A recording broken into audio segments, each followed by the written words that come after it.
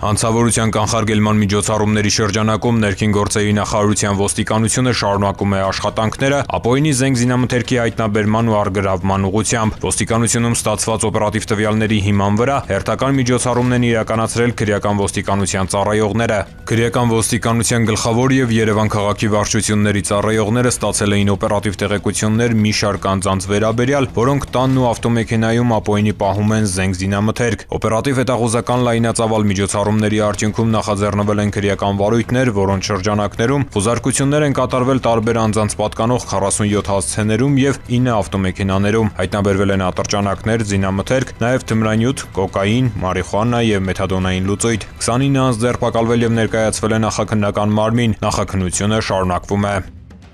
Ծանուցում ենթադրյալ հանցանքի մեջ կասկածվողը կամ մեղադրվողը համարվում է անմեղ, քանի դեռ նրա մեղավորությունը ապացուցված չէ Հայաստանի Հանրապետության քրեական դատավարության օրենսգրքով սահմանված կարգով, դատարանի օրինական ուժի մեջ մտած դատավճռով։